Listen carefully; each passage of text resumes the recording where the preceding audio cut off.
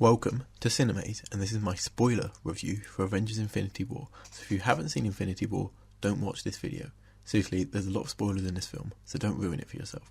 So I've now seen Infinity War twice, and I still love the movie. The film held up on second viewing, and I picked up a lot more information second time around, which is great for repeat viewings. So in my non-spoiler review, I mentioned how some people are saying that they don't feel it is a complete movie, and others feel that it is a complete movie. Personally, I said I felt it was somewhere in between, but I couldn't explain it without spoiling it. So here, I'll give it a go. So if you look at the film from Thanos' perspective, thinking of him as the main character, then it is a complete film. He had a mission and he completed it.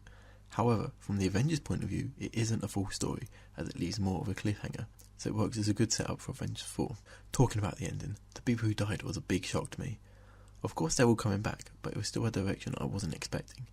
At first I found it was weird, as it's obvious most of them are coming back, and I was hoping someone major would permanently die. However, the more I think about it, the more I like it. We didn't get a complete story for Cap or Stark in this film, and we never got to see them reunite. The criticisms of this film was about the large cast with little story for each character.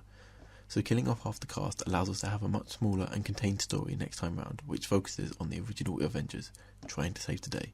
Hopefully, we will get to see Cap and Stark meet, Cap get his shield back, and the Avengers bring all the dead people back for a final battle with the Avengers, all on screen together. However, I expect Loki, Heimdall, and Vision will remain dead. I'm unsure about Gamora, as I think she may be trapped inside the Soul World, an idea from the comics, while I'm sure everyone who turned to dust will return, although I have no idea how this will happen. Talking about the Soul World, let's talk about the Soul Gem. If you have seen my video on the Soul Gem, you will know I was glad that the gem wasn't located on Earth. I like how they tied it personally to Thanos, and wow was I not expecting Red Skull to be there. For me, that was the biggest shock of the whole film, and I really liked it. So the story is pretty inconsequential, but to the fans it's a nice callback. I felt Cap and Black Widow didn't get much screen time, while I was impressed with the amount that Spider-Man and Doctor Strange got. I liked the focus on Wanda and Vision, and I thought they had one of the best story arcs. Thor was great too. You could tell he was dealing with a lot of loss, and he acted it really well, and it gave him a great story arc. Iron Man had a decent amount of screen time, although in the suit he didn't seem to be very useful, and he'd often just get punched really far into the distance just to return and get knocked back again. Bucky didn't have much screen time, although he did get an awesome moment with Rocket. I thought Teenage Groot was the worst Groot form we've seen so far, but I like that they made him crucial to the formation of Stormbreaker, and how he seemed to look at Thor as a kind of idol. Like I said in my non-spoiler review, they gave everyone at least one moment, and they were all memorable. Overall, the CGI was pretty good. Thanos looks amazing, and Ebony Maw looked great. The other Black Order members looked a bit off in some shots, and when Spider-Man had his mask on, the Iron Spider suit looked CG basically all the time.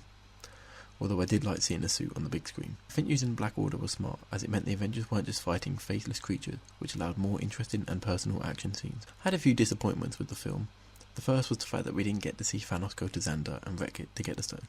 I understand why it wasn't present in order to save time in the film, but I think showing Thanos get the first stone without the power of the other stones would have helped to show how much of a threat Thanos was even before he had the gauntlet.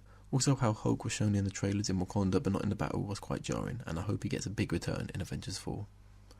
Also, the lack of Hawkeye was disappointing, since the director said he had a very specific role in this film, but he wasn't there at all. I thought he would at least show for a cameo. The Russos have shown us they can deliver on great action after the airport scene in Civil War, and although none of the action managed to top that fight in my opinion, it was all still great. The opening scene with Thanos vs Hulk was great, and it was nice to see the Russos use their skill at directing hand-to-hand combat with the Hulk. I really enjoyed the fight in New York, and seeing Spidey get to swing through New York was awesome. Every character got to show off lots of new and unique abilities, which was awesome. Seeing Cap and T'Challa run straight through the army to the enemies was an awesome scene, and the Wakanda action was some of the best superhero versus faceless army we've seen yet. Thor's entrance to Wakanda was also great, and for a moment I thought he managed to kill Thanos at the end, but I thought Thanos was snapping his fingers just before he died. Luckily, the end of the movie told us Thanos will return, so such a great villain wasn't wasted in only one movie. I predicted that there would be only one post-credit scene, and that this would be about Captain Marvel, and I was right. I've been waiting for Captain Marvel for a long time, and was very pleased with this tease. I can't wait to see her in her own film, and see how she ties into Avengers 4. Talking about predictions, let's see what predictions I got right in my prediction video that I released prior to Infinity War. I predicted the film would end with Thanos snapping his fingers, although I didn't think it would kill all the people that it did. I predicted, like most people, the deaths of Loki and Vision, but I thought Drax would be the one to die, not Gamora. Although I predicted the death of Captain America, I'm glad it didn't happen, as I want to see him unite with Tony and pick up his shield once more. Overall, I think I predicted the obvious things correctly, but the more shocking things I had no idea were going to happen. Thanks for watching this video, and let me know what you thought of Infinity War in the comments below. If you like this video, be sure to like and subscribe, and feel free to check out my non-spoiler review or other videos on my channel.